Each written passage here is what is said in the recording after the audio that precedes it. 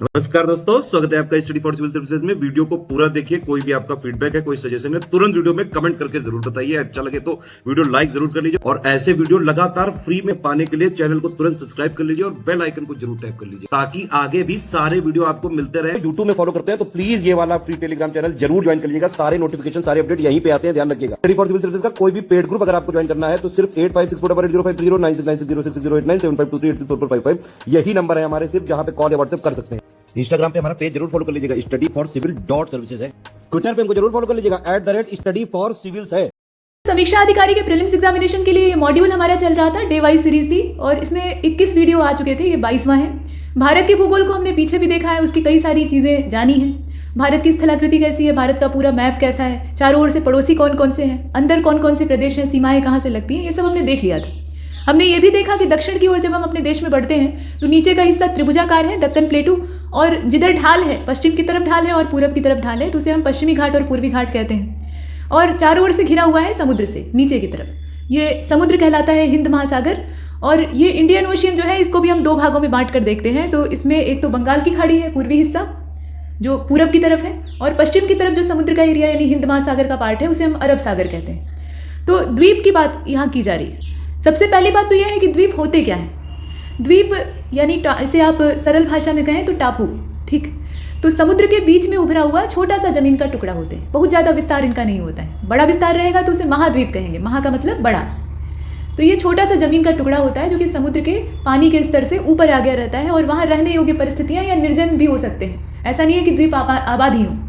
तो यहाँ आप देखें भारत के द्वीप समूहों को, इसमें पहला तो अंडमान निकोबार है, ये पूरा द्वीप समूह है यानी द्वीपों का झुंड है, और ये बंगाल की खाड़ी में स्थित है। अरब सागर में केरल के तट से सटा हुआ लक्षद्वीप समूह, तो ये है पूरे।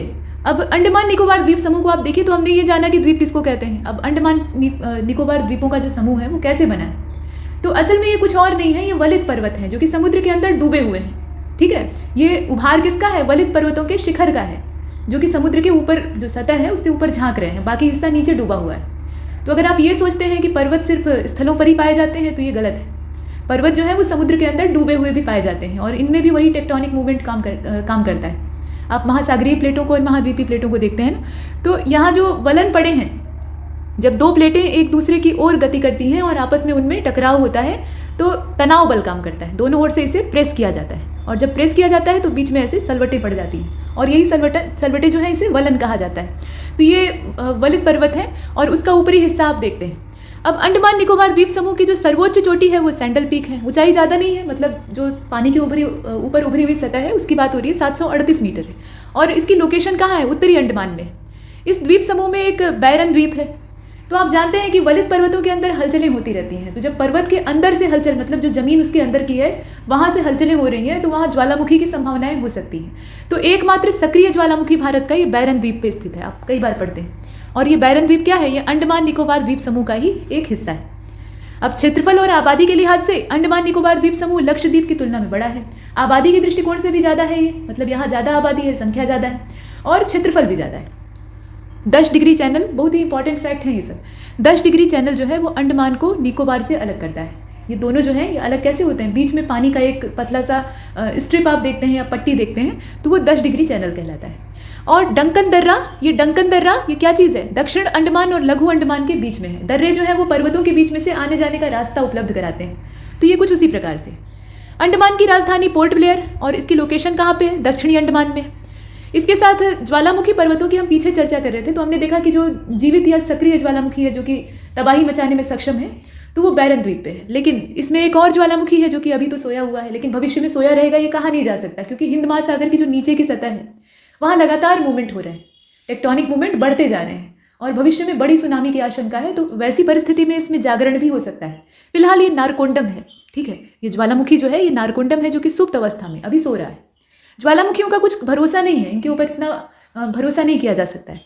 अब देखें आपकी पोर्ट ब्लेयर जो है ये दक्षिणी अंडमान में है। यहाँ एक और फैक्ट है कि अंडमान निकोबार द्वीप समूह का सबसे जो उत्तरी द्वीप है वो लैंडफॉल द्वीप, यहाँ पूछा जा सकता है उत्तरी छोर कौन सा है। बोमपुका द्वीप जिसे कि पोहाट के रूप में जाना जाता है, ये भारत का एक द्वीप है और मतलब इसकी लोकेशन बताने का प्रयास किया गया है कि ये अंडमान निकोबार द्वीप समूह में स्थित है। अब यहाँ जो जनजातियाँ पाई जाती हैं वो महत्वपूर्ण है। तो इसमें निग्रोइड प्रजाति की जो ब्रांच है उसमें ओंजे नाम की एक जनजाति है जो कि पाई जाती है। इसके अलावा सेंटिनेलीज जो कि काफ़ी आक्रामक और अकेले रहने वाले लोग होते हैं, इन्हें भीड़ भाड़ पसंद नहीं होती, बाहर से कोई जाएगा तो उसे चीर देंगे। जारवा हैं, ये भी निग्रोइड प्रजाति में ही आते हैं। मंगोलायड के ग्रुप में आने वाले शोम्पेन जनजाति है। अंडमानी भी है, ये भी निग्रोइड ही है। और मंगोलायड, तो आप यहाँ मोटे तौर पे देख रहे हैं कि निग्रो और मंगोलायड इस तरह की प्रजाति वाली यहाँ जनजातियाँ पाई जाती हैं, जिसमें कि ओंजे, सेंटिनरीज, जारवा और अंडमानी ये सब निग्रोइड हैं। बाकी शोम्पेन को आप देख रहे हैं और निकोबारी को, तो ये सब मंगोलायड है। और हालचू जो है वो मिक्सचर होता है दोनों का। तो यहाँ हमने देखा। आगे बढ़ते हैं, लक्षद्वीप को देख लेते हैं। ये तो अंडमान को देखा। लक्षद्वीप समूह जो है वो अरब सागर में है और ये एटॉल प्रकार की प्रवाल भित्ति को धारण करता है, मतलब चारों ओर से प्रवालों से घिरा हुआ है, अंगूठी के आकार का या घोड़े की नाल के आकार का। तो एटॉल प्रवाल भित्ति का एक प्रकार है। प्रवाल भित्तियों के कई सारे वैरायटी होते हैं, जैसे वो डेवलप होती है आकार के लिहाज से उनका नाम रखा जाता है। और आप जानते ही हैं कि प्रवाल भित्ति बहुत ही उच्च गुणवत्ता वाला क्षेत्र होता है, इसे समुद्र का वर्षावन कहा जाता है।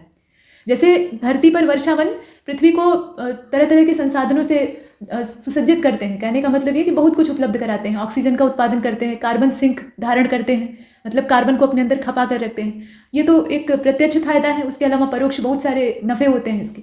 तो वैसे ही प्रवाल भित्तियाँ भी समुद्र के अंदर यही काम करती हैं। और आप जानते हैं कि इसमें प्रवाल और शैवाल का आपस में तालमेल होता है। तो कुल मिलाकर बात यह है कि एटोल जो है ना, ये प्रवाल भित्ति का एक प्रकार है जो कि लक्षद्वीप समूह के चारों ओर से इसे घेरा हुआ है। और इस पर नारियल के वृक्ष हैं, चारों ओर से प्रवाल भित्तियों से घिरा है और ग्लोबल वार्मिंग का शिकार है। कावारत्ती ये लक्षद्वीप की राजधानी है, राजधानी आपको पता होनी चाहिए। और अगत्ती एकमात्र ऐसा द्वीप है जहाँ पे हवाई अड्डा है, ठीक, और कहीं भी यहाँ पर एयरपोर्ट, मतलब इस लक्षद्वीप समूह में कहीं भी और एयरपोर्ट नहीं है। एड्रोट द्वीप समूह का सबसे बड़ा द्वीप है, ये सबसे बड़े आकार का है। नारियल ही एकमात्र यहाँ पर उत्पन्न होता है। हालांकि ऐसा नहीं कि खेती नहीं की जा सकती है, उत्पादक मिट्टी तो है, कुछ और फसलें उपजाई जा सकती हैं, लेकिन विशेष रूप से नारियल। मत्स्य पालन यहाँ का पेशा है और टूना यहाँ पे पकड़ी जाने वाली मुख्य मछली है। टूना, सैल्मन, ये सब मछलियों के प्रकार होते हैं। तो टूना फिश जो है वो यहाँ की फेमस है। इसके बाद आप देखें पिट्टी द्वीप, इसे पक्षी अभ्यारण्य घोषित किया गया है, समुद्री पक्षियों से भरा हुआ। इसके साथ और भी जानकारी है, जैसे कि 94% जो जनसंख्या है वो मुस्लिम धर्मावलंबी है, यानी इस्लामिक है। और ये सुन्नी संप्रदाय से बिलोंग करते हैं, ये शिया नहीं है, सुन्नी है। मिनिकाय द्वीप को छोड़कर सभी द्वीपों पर मलयालम भाषा बोली जाती है। इनकी जो भाषा है, संप्रदाय को तो आपने देखा, बाकी भाषा को देखें तो ये मलयालम भाषा बोलते हैं। और मिनिकाय में महाल भाषा भी बोली जाती है। ये महाल जो है ये मूल रूप से मालदीवी भाषा है। तो मालदीव भी इससे बहुत ज़्यादा दूर तो है नहीं, आप देखते हैं कि थोड़ा सा और नीचे चले जाएंगे, ये लक्षद्वीप समूह है, थोड़ा सा और नीचे की तरफ दक्षिण में ट्रेवल करेंगे तो मालदीव भी आपको मिल जाएगा, मैप में आप देखिएगा। तो वो चीज़ है, दोनों में आपस में इंटरेक्शन है। इसके बाद लक्षद्वीप का सबसे दक्षिणी द्वीप, जैसे उसमें हमने दक्षिण और उत्तर देखा था अंडमान वाले में, वैसे ही लक्षद्वीप में है। तो सबसे दक्षिणी द्वीप जो है वो मिनिकाय है, ठीक है। और ये 9 डिग्री चैनल द्वारा, मतलब ये जलधारा है असल में, इसके द्वारा बाकी द्वीपों से अलग होता है। तो 9 डिग्री चैनल की अगर अवस्थिति आप देखें तो ये लक्षद्वीप समूह के तहत है। और 10 डिग्री चैनल जो है वो अंडमान और निकोबार को आपस में सेपरेट करता है। इसके बाद आते हैं 11 अंश अक्षांश की।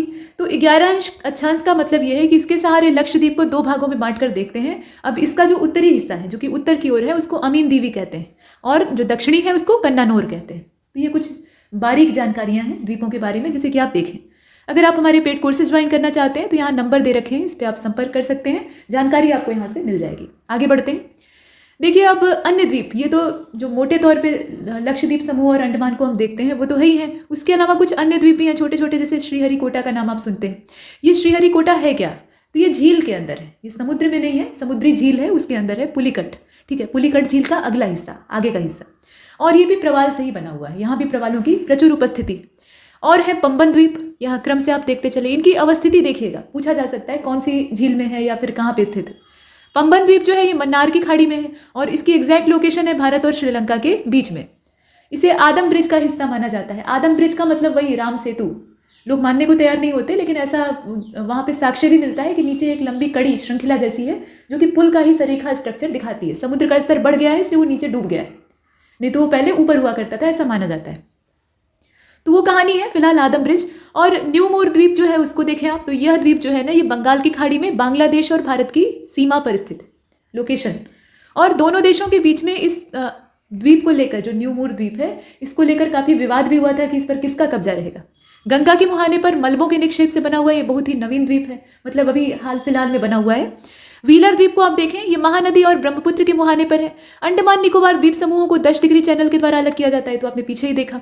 और चैनल की चौड़ाई कितनी है? 150 किलोमीटर। ये पतली पट्टी होती है, तो इसका मतलब ये नहीं कि वो जो इंची टेप होता है वैसा पतला रहेगा। यहाँ पे जो कि भौगोलिक स्थलाकृतियों की बात हो रही है, तो इनका आकार काफ़ी बृहद होता है। छोटा भी अगर कहा जाता है तो वो भी काफ़ी बड़े आकार की होती है। तो 150 किलोमीटर मतलब इतना चौड़ा है ये। और अंडमान निकोबार केंद्र शासित प्रदेश है, आप जानते ही हैं, ये प्रदेश नहीं है बल्कि केंद्र शासित प्रदेश है, और बंगाल की खाड़ी में स्थित है। सर्वोच्च शिखर सैंडल पीक है, और ये अंडमान निकोबार द्वीप समूह में जो अंडमान द्वीप समूह है उसका सबसे ऊंचा शिखर क्या है? सैंडल पीक है। ओवरऑल नहीं देखेंगे, अब अलग अलग करके देखेंगे। निकोबार द्वीप समूह में सबसे ऊंचा है माउंट थुलियर, और इसकी ऊंचाई सैंडल पीक से कम है। ठीक है, सैंडल पीक से कम है, ये 642 मीटर ग्रेट निकोबार द्वीप पे ये स्थित है। तो अगर ओवरऑल पूछेगा तब आप सैंडल पीक को ही कहेंगे, लेकिन अगर अलग अलग पूछेगा तो आपको दोनों का मालूम होना चाहिए।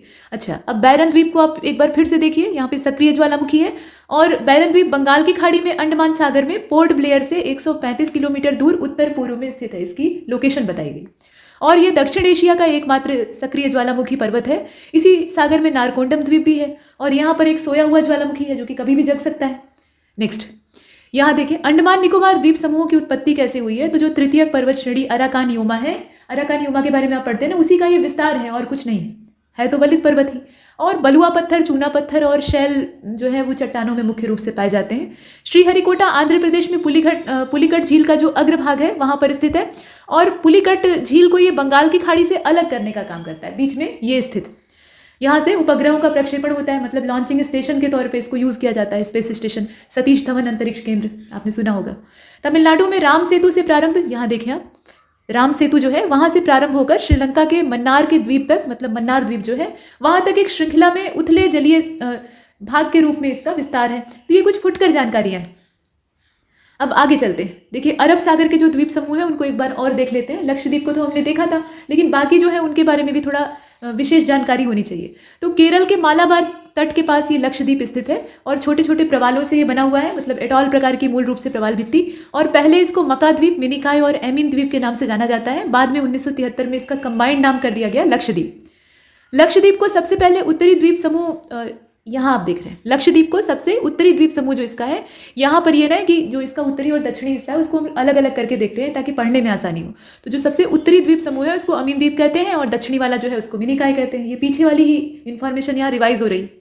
मिनिकाय शेष द्वीपों से 9 डिग्री चैनल के द्वारा अलग होता है। जैसे 10 डिग्री चैनल अंडमान वाले में था, वैसे ही 9 डिग्री चैनल जो है वो लक्षद्वीप वाले में है। लक्षद्वीप का दूसरा सबसे बड़ा यानी 4.80 वर्ग किलोमीटर वाला द्वीप ये दिखाई देता है। ज़्यादा बड़ा नहीं है, हालांकि आकार के लिहाज से बाकियों की तुलना में बड़ा है, लेकिन खुद भी आकार इसका बहुत विस्तृत नहीं है। कवारत्ती जो है वो लक्षद्वीप की राजधानी है, और ये कवारत्ती द्वीप पे स्थित है। अच्छा, लक्षद्वीप का सबसे बड़ा द्वीप जो है वो एडरॉट है, इसको एडरॉथ भी कहा जाता है, वही बात है। और इसका जो पूरा क्षेत्रफल है वो 4.90 स्क्वायर किलोमीटर। विस्तार बहुत ज़्यादा नहीं है, आप इसके क्षेत्रफल से अंदाजा लगा सकते हैं। एलिफेंटा द्वीप आपने देखा, ये मुंबई स्थित गेटवे ऑफ इंडिया से 10 किलोमीटर की दूरी पर स्थित है। ये भी एक द्वीप है, गुफाएं यहाँ की प्रसिद्ध हैं। सालसेट जो है ये भारत के पश्चिमी तटीय महाराष्ट्र राज्य में है, और मुंबई ही सिर्फ इस पर नहीं स्थित है। आप सालसेट पर मुंबई को बसा हुआ जानते हैं, थाड़े जो है वो भी इसी पर बसा हुआ है, मतलब ये दोनों द्वीप पर बसे हुए हैं असल में। अब तटीय जो द्वीप हैं उनको देखिए, यानी ऑफ शोर जो आइलैंड है, जैसे कि गंगा का जो डेल्टाई क्षेत्र है वहाँ भी द्वीप बनते हैं, नदियों के अंदर भी द्वीप बनाने की काबिलियत होती है। तो भारत के पूर्वी और पश्चिमी तटों पर मन्नार की खाड़ी में अनेकों छोटे छोटे द्वीप पाए जाते हैं, और इन द्वीपों से पिरम यानी जो खंबात की खाड़ी है, मैसला काठियावाड़ वाला रीजन, दीव, बैदा और नोरा, पिरतन, करूनभार कच्छ के तटीय हिस्से में पाया जाता है। इसके अलावा खड़िया बेट है, अलिया बेट है नर्मदा तापी वाले रीजन में। मंगलौर के तट के पास में सेंट मेरी और अंजी द्वीप जो है वो गोवा के तट के पास है। वाइपिन जो है वो कोच्चि के पास है। शॉर्ट व्हीलर और ये महानदी ब्रह्माणी का जो मुहाना है वहाँ पाया जाता है। न्यू मोर और गंगा सागर ये गंगा के डेल्टा में है, गंगा सागर लोग तीर्थ करने जाते हैं। तो ये सब भारत के नदियों द्वारा निर्मित कुछ प्रमुख द्वीप हैं। इनके नाम आप याद रखेंगे, कौन सा कहाँ पर स्थित है, लोकेशन बहुत इंपॉर्टेंट है। अब यहाँ कोरी क्रीक को देख लीजिए। तो कोरी क्रीक क्या है? एक ज्वारीय क्रीक। अच्छा, जरा कमेंट सेक्शन में बताइएगा क्रीक होती क्या है, क्रीक किस चीज़ को कहते हैं। और ये निवेशिका जो है ये भी ज्वारीय क्रीक है। कुल मिलाकर कोरी क्रीक क्या है? एक प्रकार की ज्वारीय क्रीक है। अच्छा, भारत और पाकिस्तान के बीच में कुछ विवादित क्षेत्र हैं। वैसे तो काफ़ी सारे हिस्सों पर पाकिस्तान विवाद खड़ा करना चाहता है, लेकिन असल विवाद यहाँ पे है सर क्रीक। ये कच्छ के रन में स्थित करीब 96 किलोमीटर लंबा जलीय दलदली क्षेत्र है। तो इतना तो आपको हिंट मिल गया कि क्रीक के पास दलदल था। अब देखें कि भारत के गुजरात और पाकिस्तान का जो सिंध प्रांत है उसको ये अलग करने का काम करता है। मुख्य विवाद कच्छ और सिंध के बीच में जो समुद्री सीमा का निर्धारण है उसको लेकर है। फिलहाल इस क्षेत्र पर भारत का कब्जा है। ऐसे ही हम पाकिस्तान को थोड़े ही दे देंगे, हमारा है तो हम अपने अपने पास रखेंगे। पीओके वाला जो हिस्सा है वो भी अपना है, पाकिस्तान भले ही उस पर अपना कब्जा जमा कर बैठा हो। आगे बढ़ते हैं। देखिए, इस द्वीप पर निर्मित भारत का सबसे बड़ा, अब ये सालसेट की बात हो रही है, यहाँ पे ये द्वीप जो लिखा हुआ है ना, सालसेट की बात हो रही है। मुंबई जो है ये सबसे बड़ा नगर है, और पोर्ट ब्लेयर की अगर बात करें तो कुल क्षेत्रफल इसका मुंबई से भी ज़्यादा है। मतलब विकास और आर्थिक स्थिति के लिहाज से मुंबई की स्थिति बेजोड़ है, लेकिन क्षेत्रफल की अगर हम बात करें तो पोर्ट ब्लेयर जो है उसका आकार मुंबई से बड़ा है। लेकिन नगरीय क्षेत्र की दृष्टि से मुंबई का क्षेत्रफल पोर्ट ब्लेयर के क्षेत्रफल से ज़्यादा है। नगरीकरण यहाँ पे सर्वाधिक है। तो इतना हमने देखा। अब यहाँ जो आप देख रहे हैं ये द्वीप और उसकी अवस्थिति है, यहाँ कुछ संक्षिप्त में दिया हुआ है। जैसे वेयन शयोधर ये कच्छ की खाड़ी में है, पिरम जो है वो खंबात की खाड़ी में है, द्वारका ये अरब सागर की खाड़ी है। मतलब आप जानते हैं ना भगवान कृष्ण की नगरी, जब मथुरा पे जरासंध और इस तरह के और महत्वाकांक्षी राजा, विशेष रूप से मगध वाले जो थे, वो दबदबा कायम करने लगते हैं, वहाँ आतंक मचा देते हैं, तो अपनी प्रजा की रक्षा के लिए भगवान कृष्ण जो है वहाँ एक नगर बनवाते हैं। मतलब गुजरात का जो समुद्री तट है द्वारका, ये द्वीपीय एरिया था। बाद में जब अरब सागर का जलस्तर बढ़ता है तो ये द्वीप डूब जाता है। तो ये द्वारका है। इसके बाद दीव है जो कि काठियावाड़ तट पे है, और अद्दू एटोल है, ये एटोल प्रकार की प्रवाल भित्तियों से घिरा हुआ है। ये मालदीव का दक्षिणतम एटोल है, मतलब सबसे दक्षिणी। तो यहाँ इनकी अवस्थिति कुल मिलाकर इंपॉर्टेंट थी। अब यहाँ से भौतिक विज्ञान शुरू होता है। भूगोल को हमने पढ़ लिया। अब थोड़ा सा जो फिजिक्स वाला सेगमेंट है इसमें घनत्व को देख लीजिए। घनत्व क्या होता है? तो घनत्व का शाब्दिक अर्थ है घनापन, किसी चीज़ की सघनता। अब डेंसिटी की परिभाषा देखिए, किसी पदार्थ के द्रव्यमान और आयतन का जो अनुपात होता है, मतलब उसका जितना भी द्रव्यमान है और उसका जितना भी आयतन है, दोनों को आपस में डिवाइड कर दीजिए तो आपको प्राप्त हो जाएगा डी, यानी डी फॉर डेंसिटी। सूत्र सिंपल है, वही चीज़ परिभाषा वाला है।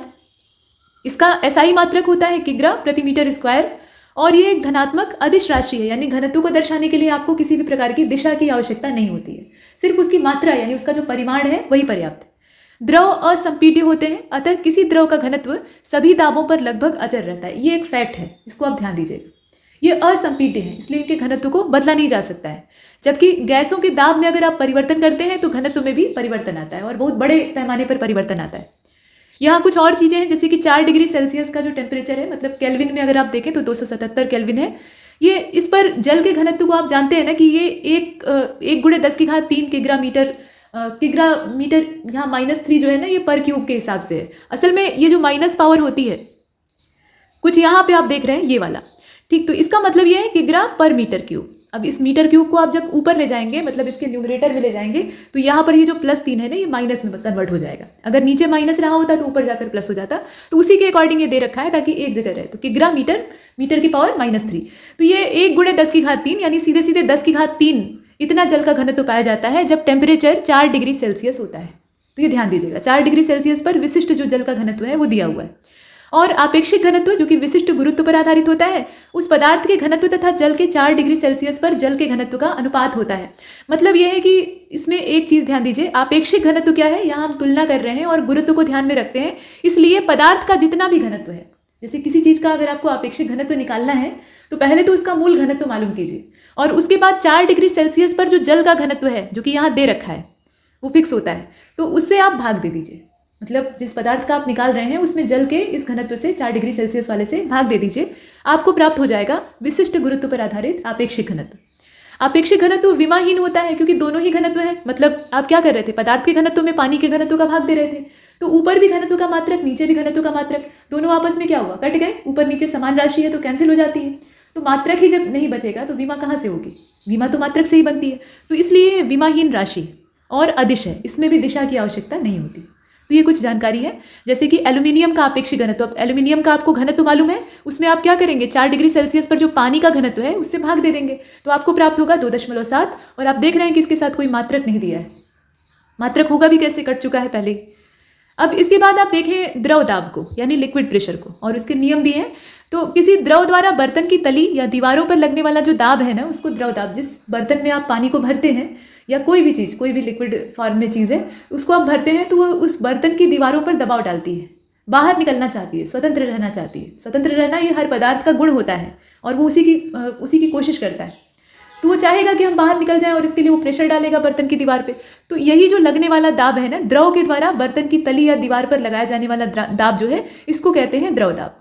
अब द्रव की सतह से h गहराई पर, यहाँ इसको मेजर करने का तरीका है, तो द्रव की सतह से h गहराई, स्मॉल h गहराई पर स्थित किसी बिंदु पर द्रव का दाब होता है, यहाँ आप देख रहे हैं ये रो है, ध्यान दीजिएगा ये p नहीं है, ये ग्रीक अल्फाबेट है, रो ये आप देखें, rho is equal to h d g, और डी क्या है, द्रव का घनत्व है, जी क्या है वो बताने की आवश्यकता नहीं है, आप जानते हैं, क्योंकि ये तली की बात हो रही है ना, तो यहाँ गुरुत्व भी काम करेगा। तो चलिए ये हमने देखा rho is equal to h d g. अब द्रव दाब का नियम देखिए, द्रव के भीतर एक क्षैतिज तल पर स्थित सभी बिंदुओं पर द्रव दाब समान होता है। मतलब द्रव के अंदर अगर आप जाएंगे, अंदर की जो सतह होती है, तो एक अगर क्षैतिज तल है तो उसके जितने भी पॉइंट आप बनाएं, जितने भी बिंदुओं को उसमें आप कंसीडर करें, वहां पर द्रव का दाब एक बराबर होगा, अगर एक क्षैतिज सीध में आप जा रहे हैं तो।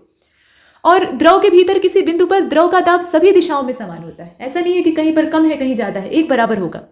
द्रव द्वारा लगाया गया दाब हमेशा द्रव के संपर्क वाली सतह के लंबवत होता है, मतलब 90 डिग्री का एंगल दोनों में बनता है।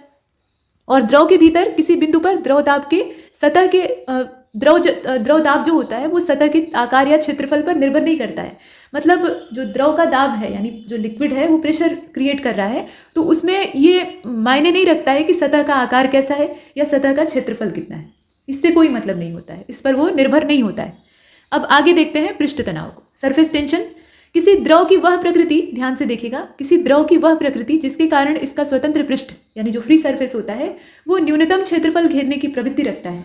मतलब कोई भी लिक्विड ये चाहेगा कि वो सबसे कम क्षेत्रफल में सिमट जाए। जैसे पानी को आप ऊपर से गिराएं तो जो एक्स्ट्रा पानी है वो तो बह जाएगा, लेकिन कुछ बूंदें बचती हैं और बूंद का आकार हमेशा गोल होता है, तो ये न्यूनतम क्षेत्रफल ग्रहण करने की प्रवृत्ति की वजह से ही होता है। तो न्यूनतम क्षेत्रफल ग्रहण करने की ये जो आदत होती है द्रव की, स्वतंत्र पृष्ठ पर अगर वो है, मतलब एक फ्री सरफेस है उसके सामने, और एक तनी हुई प्रत्यास्थ झिल्ली की तरह से वो व्यवहार उस समय करने लगता है, तो इसी गुण को कहा जाता है पृष्ठ तनाव। ये क्या है, ये द्रव का गुण है, और इसका एसआई मात्रक न्यूटन प्रति मीटर होता है, तो मात्रक भी आपको पता होना चाहिए। अब देखें कि किसी द्रव के लिए पृष्ठ तनाव का मान, ध्यान से देखिएगा, पृष्ठ तनाव का मान द्रव की प्रकृति पर निर्भर करता है।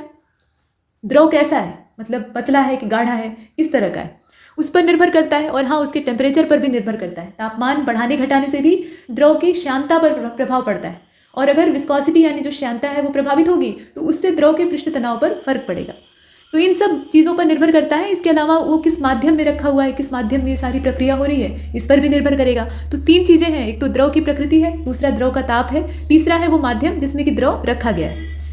अब द्रव के पृष्ठ की दूसरी ओर से ये लगता है ताप बढ़ाने पर पृष्ठ तनाव घटता है, ध्यान दीजिएगा, ठीक है। और पृष्ठ तनाव घटेगा तो द्रव की जो सिकुड़ने की प्रवृत्ति है ना वो खत्म हो जाएगी, मतलब कम होने लगेगी जैसे जैसे हम तापमान बढ़ाएंगे। इसीलिए ठंडे सूप की तुलना में गर्म सूप ज़्यादा अच्छा लगता है, क्योंकि वो जीभ पर अच्छे से फैल पाता है, और जब जीभ के हर हिस्से पर जाएगा तो जो स्वादेंद्रियाँ होती हैं जीभ के अंदर वो उसे महसूस कर पाएंगी, और आपको बता पाएंगे कि एग्जैक्ट उसका स्वाद क्या है, मतलब उसका हर फ्लेवर आप पहचान पाएंगे, ठीक। तो ये फैक्ट होता है कि ताप बढ़ाने पर पृष्ठ तनाव में कमी आती है। क्रांतिक ताप, ये क्रांति ताप नहीं है, क्रांतिक ताप है, यानी क्रिटिकल टेम्परेचर, तो इस पे पृष्ठ तनाव 0 हो जाता है। ये ऐसा तापमान होता है जहाँ जाके सरफेस टेंशन 0 हो जाता है। और आदर्श द्रवों का पृष्ठ तनाव 0 ही होता है। तो आदर्श कोई चीज़ होती ही नहीं है, जितनी भी चीज़ें हैं वो सब प्रैक्टिकल हैं। कोई भी चीज़ आदर्श का मतलब ये कि उसमें सारी चीज़ें अच्छी ही हैं, सारा परफेक्शन वाला ही चीज़ है, कुछ भी उसमें कमी नहीं है। तो ऐसा कोई नहीं हो सकता, द्रव भी नहीं हो सकता, कोई मनुष्य भी नहीं हो सकता।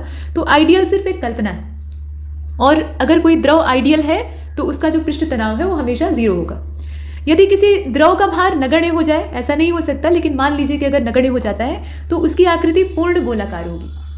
अगर नगण्य होता है तो मतलब एकदम से छोटा सा हो जाए, जिसको कि हम नहीं नापें। उदाहरण के लिए वर्षा की बूंदें या साबुन का जो बुलबुला है वो लगभग पूर्ण गोलाकार होता है। हम ये नहीं कह सकते कि वो भी 100% है, 100% यहाँ कुछ भी नहीं होता है, मतलब मैक्सिमम वो गोलाकार होता है। और इसकी वजह यह है कि बूंद वह आकृति धारण करती है जहाँ पे उसे कम से कम स्थितिज ऊर्जा रखनी पड़े, मतलब जो उसकी पोटेंशियल एनर्जी है वो सबसे मिनिमम रहे, ऐसा आकार वो रखेगी। तो ये हमने देखा, गोल आकार ये धारण करती है। और वही चीज़ यहाँ बताई गई कि यदि बूंद के ऊपर केवल पृष्ठ तनाव काम कर रहा है तो उसकी स्थितिज ऊर्जा उस समय न्यूनतम होगी जब उसका क्षेत्रफल कम से कम हो, यानी घुमा फिरा कर वही बात की गई है कि कम से कम क्षेत्रफल धारण करने की जो प्रवृत्ति है ना उसी पर यह काम करता है। और सबसे कम क्षेत्रफल यहाँ गोले का होगा तो वो गोले का आकार धारण कर लेगा। तो ये तो हमने देख लिया। अब आइए ससंजक और असंजक बलों को देखते हैं, यानी एडेसिव फोर्स और कोहेसिव फोर्स। देखिए, आणविक सिद्धांत यानी अणुओं के बारे में जब हम पूरा डिटेल में पढ़ते हैं तो उसके हिसाब से हम ये पाते हैं कि प्रत्येक पदार्थ का निर्माण छोटे छोटे कणों से हुआ है। ऐसा नहीं है कि कोई बहुत बड़ा स्लैब रखा गया है, उसका कोई विभाजन नहीं किया जा सकता है, उसमें बहुत सारे कण होते हैं उन कणों के अंदर भी छोटे छोटे कण होते हैं, वो अणु और परमाणु, और उसके अंदर इलेक्ट्रॉन, प्रोटॉन, न्यूट्रॉन और भी छोटे पार्टिकल का कॉन्सेप्ट है ना। तो छोटे छोटे कणों से मिलकर बना है। मूल रूप से हम मोटे तौर पे कह देते हैं कि ये अणु हैं। छोटे छोटे अणुओं से मिलकर किसी पदार्थ का या किसी टुकड़े का निर्माण हुआ है। ये अणु एक दूसरे को आकर्षित करते हैं। ये तो जाहिर सी बात है, आकर्षित ही करेंगे तभी उस पदार्थ का निर्माण हो पाया है। अगर वो एक दूसरे से प्रतिकर्षित होते यानी दूर भागने की कोशिश करते तो वो पदार्थ कभी बन ही नहीं पाता, है ना। तो आकर्षण बल इनमें होता है। अब एक ही पदार्थ के अणुओं के बीच में जो आकर्षण बल काम करता है उसी को हम कहते हैं ससंजक बल। मतलब एक लोहे का टुकड़ा है, मान लीजिए ये लोहे का टुकड़ा है, इसमें बहुत सारे अणु हैं। तो ये एक पास क्यों है? क्योंकि एक दूसरे को पसंद करते हैं, एक पास रहना पसंद करते हैं तो ही हैं, तो इनके बीच में आकर्षण बल है। और यही जो समान पदार्थ के अणुओं के बीच में लगने वाला आकर्षण बल होता है ना, इसी को कहते हैं ससंजक बल। लेकिन हमेशा ऐसा नहीं होता कि पदार्थ एक समान रहे। तो इसलिए यहाँ आप देखें, भिन्न भिन्न पदार्थ के अणुओं के बीच में भी आकर्षण बल काम करता है। यह आवश्यक नहीं है कि लोहा लोहे से ही प्रेम करेगा, वो किसी और धातु से प्रेम कर सकता है। तो उस कंडीशन में अलग अलग पदार्थों के बीच में जो आकर्षण बल काम करता है उसको कहते हैं आसंजक बल। ध्यान दीजिएगा, दोनों ही फोर्स ऑफ अट्रैक्शन होता है, आकर्षण होता है। यहाँ प्रतिकर्षण की बात नहीं करेंगे। प्रतिकर्षण की बात करेंगे तो पदार्थ बन ही नहीं पाएगा, ठीक। तो भिन्न भिन्न पदार्थ हैं तो अणुओं के बीच में काम करने वाला जो आकर्षण बल है वो आसंजक बल कहलाएगा। और अगर समान पदार्थ के अणु हैं उनके बीच में प्यार मोहब्बत चल रही है तो उसको हम कहेंगे ससंजक बल। अब देखें, तेल तथा जल के बीच का जो आसंजक बल है, अब देखिए कि दोनों पदार्थ अलग अलग हैं तो दोनों के अणुओं की प्रकृति अलग अलग होगी, लेकिन इनके बीच का जो आसंजक बल है वो पानी के ससंजक बल से कम होता है। ध्यान से देखिएगा, पानी के अणुओं के बीच में लगने वाला जो ससंजक बल है उससे तेल और पानी के बीच का जो आसंजक बल है वो कम होता है, लेकिन तेल के ससंजक बल से ज़्यादा होता है। मतलब तेल के अणुओं के बीच में जो प्रेम था उसकी तुलना में ये वाला ज़्यादा है। और यही वजह है कि तेल के पृष्ठ पर डाली गई जो पानी की बूंद है वो सिकुड़कर गोल आकार धारण कर लेती है। पानी की जो सतह है, जैसे मान लीजिए तेल है आपके पास, आप एक छोटे से कैन में तेल लेकर बैठे हुए हैं, उसमें पानी की बूंदें डाल रहे हैं तो पानी उसमें इतनी आसानी से घुलेगा नहीं, वो ऊपर बूंदों के रूप में इकट्ठा हो जाएगा। लेकिन आप अगर जल की सतह पर वही चीज़ करेंगे तो सिकुड़ कर वो गोलाकार धारण कर ली रही है। इसका मतलब है कि वहाँ पृष्ठ तनाव बहुत अच्छे से काम कर रहा है, इसका यही मतलब है, ठीक है। और पानी की सतह है, उस पर आप तेल डाल दीजिए, देखिए फैल जाएगा। मिट्टी का तेल डाल दीजिए या सरसों का डाल दीजिए, पूरी एक फिल्म तैयार हो जाएगी रंग बिरंगी, उसमें सतरंगी छटा दिखाई देगी, ठीक है। तो वो पतली फिल्म के तौर पर ज़्यादा फैल जाती है, वहाँ पृष्ठ तनाव कम हो जाता है। तो ये चीज़ें चल रही। अब आइए, जब हम पृष्ठ तनाव की बात कर रहे हैं ना तो उसमें एक चीज़ बहुत कॉमन होती है, पूछी जाती है, इससे बहुत बार प्रश्न पूछा गया है, कैपिलरी यानी केशिकात्व की घटना। अब ये जो कैपिलरिज्म है इसमें होता क्या है, केश नलियाँ होती हैं। अब केश का मतलब होता है बाल, तो आपके बाल जितने पतले पतले होते हैं ना, मतलब एक बाल की जो मोटाई होती है, व्यास होता है, तो उसी तरीके से केश नलियाँ भी बहुत पतली होती हैं। इनका भी जो व्यास होता है या इनकी भी जो त्रिज्या है वो कम होती है, काफ़ी कम होती है, और इसी वजह से इनको नाम दिया गया केशनली। अब गुण क्या होता है कि कांच की बहुत कम, ये बनती है मूल रूप से कांच से, लेकिन आवश्यक नहीं है कि कांच की ही हो, ये अन्य पदार्थों से भी बन सकती है। तो कम त्रिज्या वाली, अत्यंत कम त्रिज्या वाली, मतलब इनकी त्रिज्या बहुत ही कम होती है, और दोनों ओर से खुलने वाली ऐसी नलियाँ जिनसे कि द्रव आर पार हो सकता है या इसमें चढ़ सकता है, उसको कहते हैं केशनली। और केशनली में किसी द्रव के ऊपर चढ़ने या नीचे उतरने की जो घटना है उसी को कहते हैं केशिकात्व। तो केशनली की परिभाषा आप देख रहे हैं, साथ में केशिकात्व की देख रहे हैं। किसी द्रव के केशनली में ऊपर चढ़ने या गिरने के कारण जो गुण प्रदर्शित होता है, या हम ऐसे कह सकते हैं कि ये ऊपर चढ़ता ही क्यों है। केशनली में कोई पानी, माफ कीजिए, कोई भी द्रव, पानी ही नहीं, कोई भी द्रव ऊपर चढ़ रहा है या नीचे की तरफ धंस रहा है, तो ऐसा क्यों हो रहा है? तो इसके पीछे द्रव का एक गुण काम करता है जो कि है सरफेस टेंशन यानी पृष्ठ तनाव। ऐसे द्रव जो कि कांच को भिगोते हैं वे कांच की केशनली में ऊपर चढ़ते हैं, और जो द्रव कांच को नहीं भिगोते हैं, मतलब कांच उसमें गीला नहीं होता है, तो उसमें वो द्रव ऊपर नहीं जाएंगे बल्कि वो नीचे उतर आएंगे। एग्जाम्पल के तौर पे केशनली को अगर आप पानी में सीधा खड़ा कर देते हैं तो जल नली के बाहर वाले जल के तल से कुछ ऊंचाई तक ऊपर चढ़ जाता है। मतलब मान लीजिए कि ये केशनली है, आपने क्या किया, एक बाल्टी पानी लिया, उसमें से डुबो दिया, तो पानी का जो लेवल है वो यहाँ तक है, ठीक है, यहाँ तक है। और केशनली में जब पानी चढ़ना शुरू होगा तो कुछ यहाँ तक चढ़ जाएगा। वो कितनी ऊंचाई पे चढ़ेगा ये कैलकुलेशन से मालूम होता है, लेकिन एक कॉमन जो जल की सामान्य सतह है उससे थोड़ा सा वो ऊपर चढ़ जाएगा। तो ये गुण होता है। अब इसका मतलब क्या है कि कांच को पानी भिगोता है, तो सीधी बात है भिगोता है। कांच की कोई भी चीज़ आप पानी में डुबो के देखिए। और पारे में अगर खड़ा करते हैं, पारा जो है वो कांच को नहीं भिगोता है। पारे में आप डुबो कर देखिएगा कांच की कोई चीज़, वो भीगेगा नहीं, मतलब उस पर किसी भी तरह का पारे का अंश नहीं रहेगा। तो अगर पारे के मटेरियल में, यानी एक कटोरी में आपने लिया है उसे, और उसमें आप केशनली को डुबो रहे हैं, तो पारा नीचे की ओर धंस जाएगा, यानी जो सामान्य उसकी सतह है उससे नीचे चला जाएगा। केशिकात्व के बहुत सारे एग्जाम्पल हैं और ये प्रश्न पूछा जाता है यहाँ से। जल का पौधों के तनों में बनी असंख्य केश नलियों द्वारा चढ़कर टहनियों तक पहुंचना। आप बायोलॉजी पढ़ते हैं तो उसमें देखते हैं ना, जाइलम और फ्लोएम उत्तक होते हैं। तो जाइलम उत्तक क्या करता है, ये जो वृक्ष का तना होता है या पौधे का तना होता है उसकी सतहों पर पाया जाता है, मतलब ऊपरी जो परत होती है। इसको आप ऐसे समझ सकते हैं कि जो कोई भी मोटा पेड़ ही है, बहुत बुजुर्ग पेड़ है, और उसकी छाल आप चारों ओर से छील दीजिए, ठीक है, मतलब जो तना है उस पर छाल होती है ना, मोटी मोटी चमड़ी जैसी, उसको आप उधेड़ दीजिए चारों ओर से। ऐसा करिएगा मत, लेकिन अगर ऐसा कर दिया तो वो धीरे धीरे करके सूख जाएगा, क्योंकि जो उत्तक है उसे आपने नष्ट कर दिया। जो जाइलम उत्तक थे वो पानी पहुंचाने का काम कर रहे थे, वो बेचारे तबाह हो गए। तो उनमें होता क्या है, छोटी छोटी केश नलियाँ होती हैं जो कि पानी पहुंचाती हैं, टहनियों तक जल का संचार करती हैं, और बाकी पोषक तत्वों का संचार फ्लोएम के माध्यम से होता है। तो वो हम लोग बायो में नहीं घुस रहे हैं, सिर्फ उसका एक कॉमन यहाँ प्रैक्टिकल देख रहे हैं। लालटेन में मिट्टी के तेल का, लालटेन का तो जमाना ही गुजर गया, लेकिन मिट्टी के तेल का बत्ती में ऊपर चढ़ जाना, एक ढिबरी बना लीजिएगा और उसमें देखिएगा। या दिया भी देख लीजिए, दिया भी जो नीचे से डुबो के ऐसे बत्ती ऊपर जलाने वाला होता है, उसमें यही कॉन्सेप्ट काम करता है। नीचे तेल में उसका एक पूंछ डूबा रहता है और वहाँ से तेल धीरे धीरे करके ऊपर वाले सिरे तक पहुँच जाता है, और उसके बाद वहाँ जब आप उसे जलाते हैं तो वो देर तक जलता रहता है, जब तक तेल चलेगा तब तक जलेगा। ऐसे ही मोमबत्ती के धागे में मोम पिघल कर ऊपर चलता रहता है। और फाउंटेन पेन की जो निब की नोक है वो बीच से चीर दी जाती है। आप ध्यान से देखिएगा, फाउंटेन पेन आजकल लोग यूज़ ही नहीं करते हैं, बीच में से चीरा रहता है ना ये। तो छोटी सी बारीक केश नली बनाई जाती है ताकि उससे होकर स्याही जो है वो ऊपर की ओर चढ़े और लिखने में सहायता करे। और एक चीज़ और है कि जो फाउंटेन पेन है उसमें तो केश नली वाला सिद्धांत काम कर लेता है, लेकिन जो रिफिल वाली पेन है उसमें गुरुत्व की वजह से आप लिख पाते हैं, और इसी वजह से ज़्यादा ऊंचाई पर अगर आप जा रहे हैं तो वहाँ ये काम करना बंद हो जाता है, मतलब वहाँ पे ग्रेविटी का प्रभाव धीरे धीरे कम होने लगता है, तो स्याही वहाँ से बाहर लीक करने का खतरा होता है। तो कुल मिलाकर बात यह कि स्याही वाला जो पेन होता है, मतलब स्याही भर के चलाने वाला यानी फाउंटेन पेन होता है, तो उसमें केश नली का सिद्धांत काम करता है, लेकिन रिफिल वाले पेन में गुरुत्व का सिद्धांत काम करता है। स्याही सोखने का कार्य भी केशिकात्व की क्रिया पर ही, जो सोखता होता है स्याही का, उसमें भी यही प्रक्रिया होती है। एक जगह आपने डाली वो चारों ओर फैल जाता है। तो ये सब चीज़ें आप लगातार देख रहे हैं। अब देख लेते हैं श्यानता को। द्रवों के गुणों पर ही चर्चा हो रही है, तो सारे गुण देखने आवश्यक है। अच्छा, श्यानता जो है वो सिर्फ द्रवों में नहीं पाया जाता है, ये गैसों के अंदर भी होता है।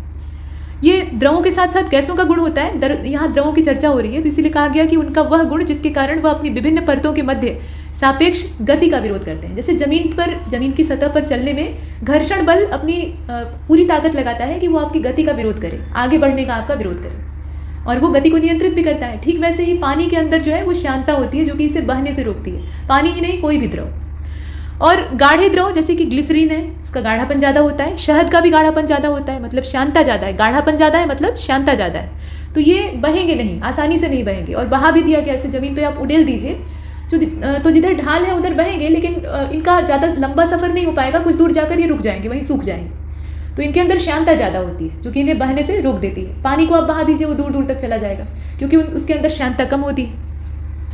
अब इसमें ताप वाला जो कॉन्सेप्ट है ना, उसको ध्यान रखिएगा। द्रवों की श्यानता ताप के बढ़ाने पर घट जाती है। कोई भी लिक्विड है उसको अगर आप गर्म कर देंगे तो उसका गाढ़ापन अपेक्षाकृत कम हो जाएगा। शहद को आप गर्म कर दीजिए, उसका गाढ़ापन कम हो जाएगा, उसकी श्यानता घट जाएगी। वैसे ही ग्लिसरीन है, उसको आप गर्म कर दीजिए तो उसका भी गाढ़ापन कम हो जाएगा, या तेल ही है, कोई भी चीज़। और द्रवों में ये हमने देखा, गैसों में ऐसा नहीं होता है। गैसों में आप श्यानता बढ़ाना चाहते हैं तो आप टेम्परेचर बढ़ा दीजिए। टेम्परेचर जैसे जैसे आप बढ़ाते जाएंगे वैसे वैसे इनकी श्यानता बढ़ती जाएगी। और ठोसों में श्यानता होती ही नहीं। ठोसों को बहने की नौबत कब आएगी? जब वो लिक्विड में कन्वर्ट होंगे। तो लिक्विड में कन्वर्ट होंगे तो उनकी अवस्था ही बदल गई। ठोस अगर है तो उनके अंदर श्यानता नहीं होगी। तो ध्यान दीजिएगा, द्रवों का ये गुण है और गैसों का गुण है। अब श्यानता का एसआई मात्रक होता है पॉइज, PI से इसको डिनोट करते हैं। और बाकी अगर न्यूटन मीटर सेकेंड में आप देखना चाहें तो इसका मात्रक आप देख रहे हैं, ठीक। अब इसके बाद आप देखें, मूल रूप से ये याद रखिएगा, ये पूछा जाता है। इस तरह के जो यूनिक मात्रक होते हैं ना, वो पूछे जाते हैं। आमतौर पर पतले द्रवों जैसे कि पानी, अल्कोहल, और गाढ़े द्रव जैसे कि कोलतार, तारकोल, और रक्त भी गाढ़ा होता है, ग्लिसरीन भी गाढ़ा होता है। तो इनकी तुलना में पानी इत्यादि जो है वो अपेक्षाकृत कम श्यान होते हैं। तो ये तो गाढ़े और पतले से आप आराम से पकड़ सकते हैं। और द्रव की श्यानता ताप बढ़ाने पर घटती है, गैसों की श्यानता ताप बढ़ाने पर बढ़ती है। इसको जरूर याद रखिएगा, ये पूछा जाता है। ऐसे गड़बड़ाने वाले जो पॉइंट होते हैं ना, ये पूछे जाते हैं। अब आते हैं उत्प्लावन बल की ओर। तो जब कोई ठोस मतलब कोई भी ठोस आप ले लीजिए, तो उसको आप एक लिक्विड में डुबो रहे हैं, यानी किसी द्रव में डुबो रहे हैं, तो उसके भार में कुछ कमी का अनुभव होता है। कोई कितनी भी भारी चीज़ हो, उसको अगर आप पानी में डुबोकर खींच रहे हैं तो आपको खींचने में आसानी होगी। जैसे एक प्रैक्टिकल एग्जांपल, कुएं के अंदर जो बाल्टी डुबोई जाती है, तो उसमें क्या है, जब बाल्टी पानी की सतह के अंदर रहती है तो खींचना आसान होता है। जब वो ऊपर आ जाती है, पानी से बाहर निकल आती है, तो वो भारी महसूस होती है, उसका भार जो असली भार है वो महसूस होता है। तो ये क्यों होता है? भार में कमी का अनुभव होता है, और भार में ये जो आभासी कमी, ऐसा होता नहीं है कि वस्तु का भार सही में कम हो गया लेकिन हमें महसूस नहीं होता। तो ये जो आभासी कमी है, ये द्रव द्वारा वस्तु पर ऊपर की ओर लगाए गए एक बल के कारण होती है। मतलब द्रव ने क्या किया, आपके बल का बंटवारा कर लिया। आपको अब कम बल लगाना पड़ेगा, जो और रिमेनिंग पार्ट है उस फोर्स का वो द्रव लगाएगा। द्रव जो है वो उस वस्तु को ऊपर की ओर ठेलेगा कि यहाँ से बाहर निकलो, ठीक है। तो इस बल को उत्प्लावन बल या उत्क्षेप बल कहा जाता है। ये अप थ्रस्ट होता है जो कि ऊपर की ओर धकेलता है। पानी में डूब रहा इंसान भी ऊपर की ओर फेंका जाता है, बार बार द्रव उसको निकाल कर बाहर फेंकता है कि बाहर जाओ, लेकिन वो बेचारा तैरना नहीं जानता है तो अंत में डूब जाएगा। और उत्क्षेप वस्तु द्वारा हटाए गए द्रव के गुरुत्व केंद्र पर काम करता है, और इसी केंद्र को कहते हैं उत्प्लावन केंद्र। तो जो उत्प्लावन केंद्र होता है वो असल में गुरुत्व केंद्र पर ही निर्भर होता है। और जब बात यहाँ तैरने की हो रही है तो हम आर्किमिडीज को तो जरूर पढ़ेंगे। देखिए, आर्किमिडीज का जो सिद्धांत है उसके हिसाब से जब कोई वस्तु किसी द्रव में पूर्ण या आंशिक रूप से डुबोई जाती है, दोनों ही स्थितियों में, तो उसके भार में कमी का आभास होता है। और भार में ये जो आभासी कमी है ये वस्तु द्वारा हटाए गए द्रव के भार के बराबर होती है। कमी का आभास होता है, और ये जो आभासी कमी है ये वस्तु द्वारा हटाए गए द्रव के भार के बराबर होती है। वस्तु का जो आभासी भार है वो वास्तविक भार, उसको अगर आप निकालना चाहते हैं कि कितना है, मतलब वस्तु का जो हमें इमेजिनरी वेट वहाँ महसूस हो रहा है, वो असल में होता नहीं है, सिर्फ महसूस होता है। तो महसूस हो रहा है तो उसको हम अगर कैलकुलेट करना चाहते हैं तो वस्तु का जो वास्तविक भार है उसको लीजिए, और हटाया गया द्रव का भार जो है उसको मालूम कर लीजिए, और दोनों को आपस में घटा दीजिए, तो आपको मालूम हो जाएगा। या फिर आप ये एक काम कर सकते हैं कि वास्तविक भार में से उत्प्लावन बल को घटा सकते हैं, तो भी वही चीज़ है, कैलकुलेशन हो जाएगा। आगे बढ़ते हैं। अब यहाँ जो आप देख रहे हैं ना, ये किसी डूबी हुई वस्तु का आयतन बताया गया है कि उसके द्वारा विस्थापित जल के आयतन के बराबर होता है। मतलब पानी में या किसी भी द्रव में कोई चीज़ डूबी हुई है तो उसका जो आयतन होता है वो उसके द्वारा हटाए गए, विस्थापित का मतलब वहाँ से हटाए गए जल के आयतन के या पानी के आयतन के बराबर होता है। तो वही चीज़ हमने देखी, वही सिद्धांत आर्किमिडीज का जो है वो यहाँ दिया हुआ है। अब प्लवन का नियम देख लीजिए, लॉ ऑफ फ्लोटेशन। जब कोई वस्तु द्रव में पूर्ण या आंशिक रूप से डूबी होती है तो उस पर एक बल काम करता है जो कि द्रव उसको ऊपर की ओर ठेलने में इस्तेमाल करता है। लेकिन ये बल जो है ना, ये दो प्रकार के होते हैं।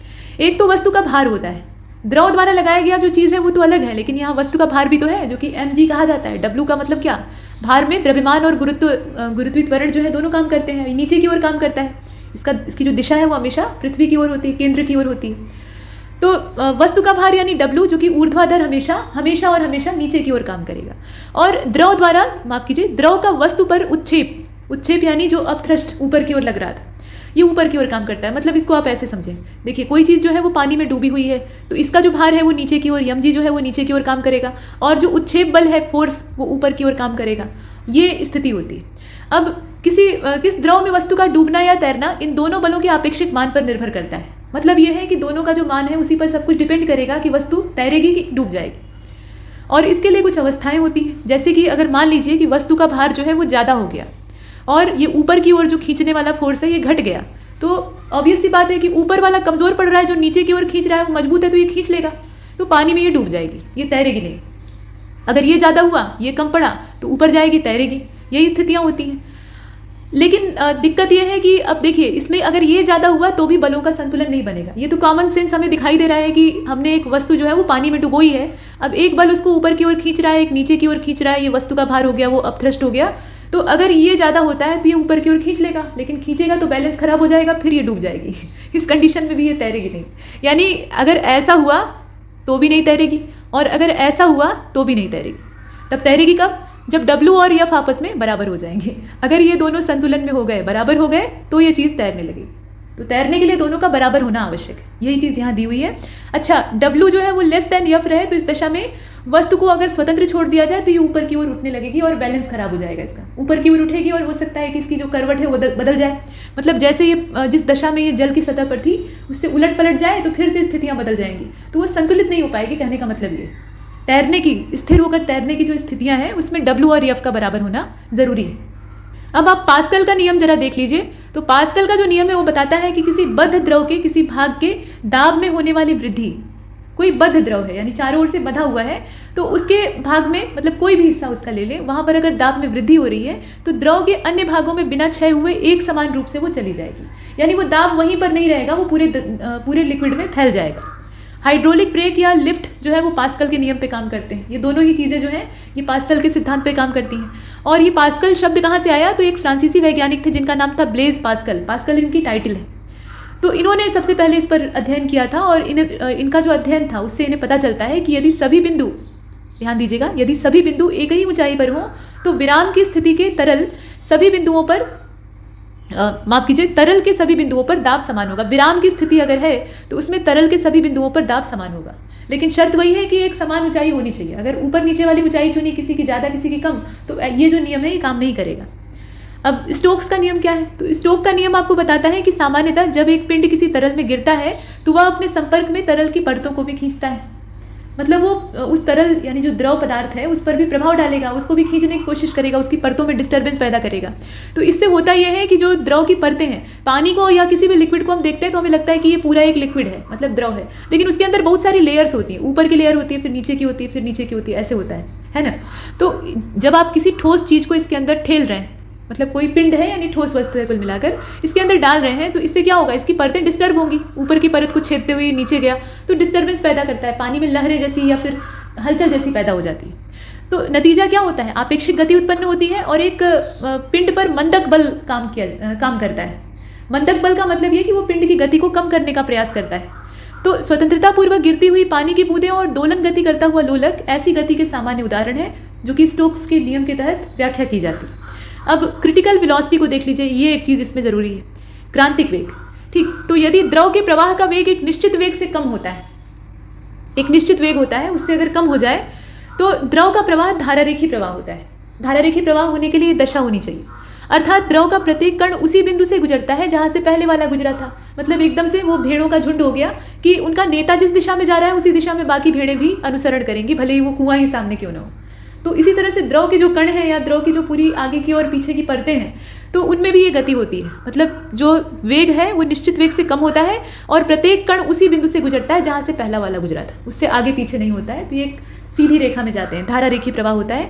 और इस निश्चित वेग को, मतलब ये जो वेग की स्थिति है या वेग का मान है, निश्चित वेग को क्रांतिक वेग कहा जाता है। दो परिभाषाएं और हैं अच्छी अच्छी, उनको भी देख लीजिए। एक तो बर्नौली का प्रमेय है, बर्नौली का थ्योरम है, और इसे आपने पढ़ा भी होगा। देखिए, जब कोई असंपीड्य या अश्यान, अब ऐसा नहीं हो सकता कि कोई द्रव जो है वो अश्यान हो जाए, ये आदर्श स्थिति ही है, लेकिन यहाँ आदर्श में ही कल्पना की गई है।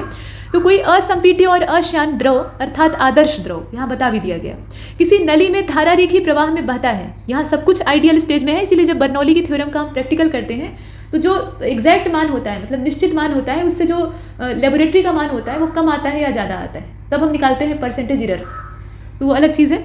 अब यहाँ आप देख रहे हैं, तो आदर्श द्रव है जिसमें कि कोई संपीड्यता नहीं है, कोई श्यानता नहीं है, और ये किसी नली में धारारेखी प्रवाह में बह रहा है, यानी आगे वाला कण जिधर जा रहा है उसी दिशा में बाकी कण भी पीछे पीछे चल रहे हैं। तो उसके मार्ग के प्रत्येक बिंदु पर उसके एकांक आयतन या एकांक द्रव्यमान की कुल ऊर्जा, यानी जो दाब ऊर्जा है, गतिज ऊर्जा है और स्थितिज ऊर्जा है, तीनों को जोड़कर जो कुल ऊर्जा निकालते हैं वो भी नियत रहेगी। जब कुछ बदल ही नहीं रहा है तो ऊर्जा तो नियत रहेगी, और उसी को हम कहेंगे बर्नौली का थ्योरम। अब यहाँ एक ऑपरेटस होता है जिसे हम कहते हैं वेंचुरी मीटर, और 12th क्लास में अगर आप फिजिक्स लेकर पढ़े होंगे तो आपने देखा होगा कि इसका प्रैक्टिकल कराया जाता है, लैब में होता है प्रैक्टिकल, और बाद में बीएससी और जो ग्रेजुएशन लेवल की कक्षाएं होती हैं इंजीनियरिंग की ब्रांचेस में भी होता है जहां आवश्यकता है। लेकिन अगर कोई नॉर्मल बीएससी कर रहा है तो उसमें भी जो लैब होती है वहाँ ये प्रैक्टिकल करवाया जाता है। कहीं कहीं लैब में संसाधन नहीं होते हैं तो ऊपर टैंक, जो पानी का टैंक है उसकी जगह बाल्टी लगा देते हैं और उसमें टोटी होती है, इच्छा अनुसार खोल कर भरिए। तो ये प्रैक्टिकल होता है बर्नौली के थ्योरम पर आधारित, और इसमें ये किया जाता है ना कि किसी नली में द्रव के प्रवाह की दर को नापा जाता है। अब कैलकुलेट करने का अपना तरीका है, बस इसमें आपको ये पता होना चाहिए कि वेंचुरी मीटर किस काम आता है। तो ये बर्नौली के थ्योरम पे आधारित है, और इसमें हम द्रव के प्रवाह की दर को किसी नली में ज्ञात करते हैं, और वो प्रवाह आदर्श तौर पे धारारेखी ही होता है। अब बर्नौली के बारे में हम देख रहे थे, मतलब इनके थ्योरम के बारे में, तो इनको भी जान लेते हैं। 1700 से लेकर 1782 यानी 82 साल तक इनका पूरा जीवन काल था, और ये स्विट्जरलैंड के एक वैज्ञानिक थे, लेकिन मूल रूप से ये गणितज्ञ थे, ये मैथमेटिशियन थे। इन्होंने लियोनार्ड आयलर के साथ मिलकर, अब इसमें इनके सहयोगी का नाम दिया है, तो लियोनार्ड आयलर के साथ मिलकर गणित का फ्रेंच एकेडमी पुरस्कार 10 बार जीता था, 1-2 बार नहीं, 10 बार। और ये एक तरह का कीर्तिमान है। उनका अत्यधिक सुविख्यात कार्य था द्रव गतिकी में, यानी फ्लूइड डायनेमिक्स जो है उसमें इन्होंने काम किया था। उसके अलावा इन्होंने एकल सिद्धांत दिया था, अनुप्रयुक्त गणित के जो सिद्धांत हैं उसे दिया था। इन्हें गणितीय भौतिकी का संस्थापक भी कहा जाता है। ठीक, फिजिक्स में मैथमेटिक्स को डालने वाला काम या बाकायदा शामिल करने का जो काम है वो बर्नौली के द्वारा किया गया था। और वैसे भी अगर हम देखें तो फिजिक्स या कोई भी साइंस की जो ब्रांच है, विशेष रूप से फिजिक्स को ही इसकी ज़्यादा आवश्यकता होती है, जो कि नेचुरल साइंस, तो ये गूंगा है जब तक कि मैथ्स इसका साथ न दे। मैथमेटिक्स जो है वो इसकी जबान है, इसकी भाषा है। ठीक, तो यहाँ तक हमने देखा है, और इस लेक्चर में इतना ही। तब तक के लिए नमस्कार।